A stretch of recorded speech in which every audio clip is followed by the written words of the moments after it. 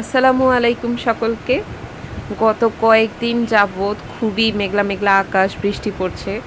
আজকে সকালবেলা উঠে দেখলাম যে খুব জোরে মুষলধারে বৃষ্টি পড়ছে। তো মনে হলো যে একটু দুপুরের লাঞ্চ হিসেবে আজকে খিচুড়ি রান্না করা যাক। তো খিচুড়ি রান্নার প্রিপারেশন করছি। আমি আজকে ভাতের চাল দিয়ে খিচুড়ি রান্না করব। এখানে চাল ডাল সব কিছু ধুয়ে নিচ্ছি ভালো করে। আর খিচুড়ির মধ্যে আমি আলু ছোট ছোট করে কেটে এখানে দিয়ে দিব। এরপর এটার মধ্যে দিয়ে দিব আদা রসুন বাটা, হলুদের গুঁড়া, মরিচের গুঁড়া, ধনিয়া গুঁড়া, জিরা গুঁড়া আর স্বাদ মতো লবণ। আর একটু তেল দিয়ে এটাকে হাতের সাহায্যে খুব ভালো করে মেখে নেব। আর এখানে একটু গরম মশলা, কাঁচামরিচও দিয়ে দিয়েছি। তো সব কিছু একটু ভালো করে মেখে নিচ্ছি। এরপর এর মধ্যে আমি পরিমাণ মতো পানি দিয়ে দেব। খিচুড়িটা একদম শক্ত রাখবো না, আবার একদম নরম করে ফেলবো না, একটু মাখা মাখা খিচুড়ি তৈরি করব। খিচুড়ির সাথে আজকে ডিম ভাজি আর বেগুন ভাজিও করব। তো এখানে ডিম ভেজে নিচ্ছি, পেঁয়াজ কুচি আর লবণ দিয়ে ডিমটাকে ভালো করে মাখিয়ে নিচ্ছি।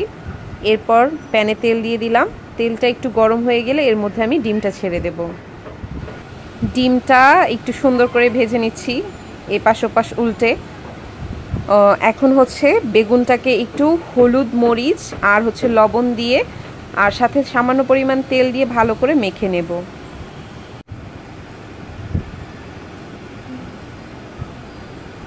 বেগুনটার মধ্যে মশলাগুলো একটু ভালো করে মেখে নিচ্ছি।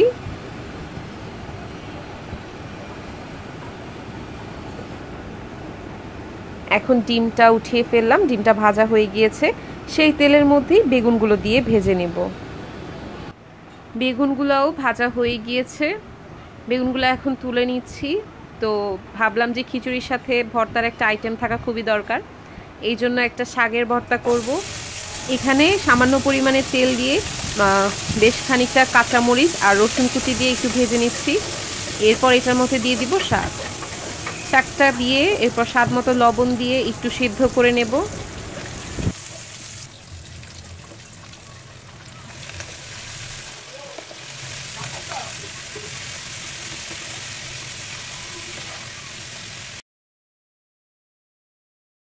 শাকটা সিদ্ধ হয়ে গিয়েছে, সেটাকে আমি পাটাতে বেটে নিচ্ছি।